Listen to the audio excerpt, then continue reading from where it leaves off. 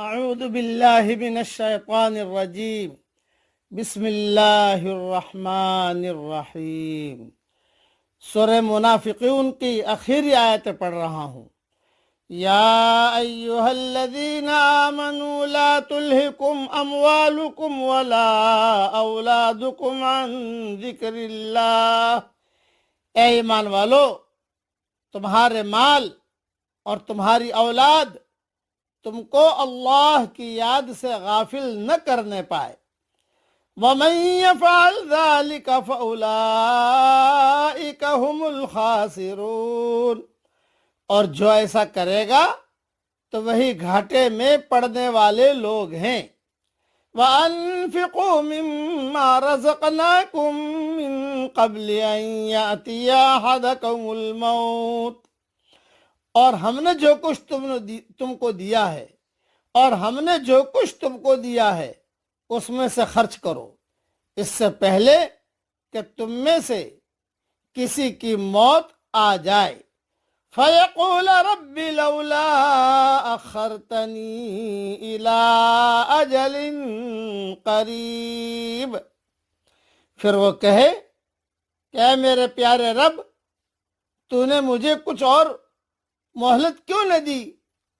فَأَصَّدَّقَ وَأَكُن مِّنَ الصَّالِحِينَ، تاکہ میں صدقہ کرتا اور نیک لوگوں میں شامل ہو جاتا۔ وَلَن يُؤَخِّرَ اللَّهُ نَفْسًا إِذَا جَاءَ أَجَلُهَا، اور اللہ ہرگز کسی جان کو مہلت نہیں دیتا جب کہ اس کی میعاد آ جائے۔ واللہ خبیر بما تعملون، اور اللہ جانتا ہے جو کچھ تم کرتے ہو۔ مختصر تشریح سن لیجیے اس کی۔ ہر آدمی کے لیے سب سے بڑا مسئلہ آخرت کا مسئلہ ہے، مگر مال اور اولاد انسان کو اس سب سے بڑے مسئلے سے غافل کر دیتے ہیں۔ انسان کو جاننا چاہیے کہ مال اور اولاد مقصد نہیں بلکہ ذریعہ ہیں۔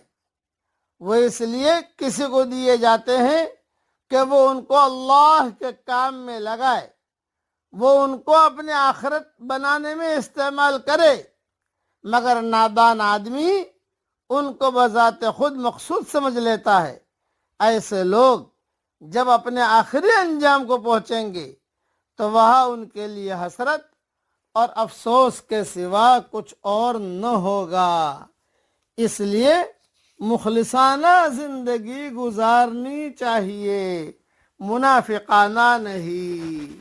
بس یہ نصیحت یاد رکھنا۔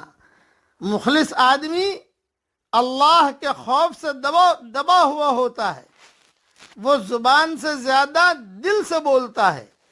منافق آدمی صرف انسان کو اپنی آواز سنانے کا مشتاق ہوتا ہے، اور مخلص آدمی خدا کو سنانے کا۔ اس لیے اللہ سے اپنا معاملہ بالکل بہت کلیئر کیجئے، اور جو کام کرنے سے اللہ تعالیٰ خوش ہوتا ہو وہ کام کرنے کی اللہ تعالیٰ سے توفیق مانگیے۔ اب پڑھیے میرے ساتھ۔ ربنا آمنا فاغفر لنا وارحمنا وانت خیر الراحمین۔ اے ہمارے رب، ہم ایمان لے آئے، تو ہمیں بخش دے اور ہم پر رحمت کر، اور تو سب مہربانوں سے بہتر ہے۔ اللہ تعالیٰ یہ دعا ہم سب کے لیے قبول فرمائے۔ آمین۔ وآخر دعوانا ان الحمد للہ رب العالمین۔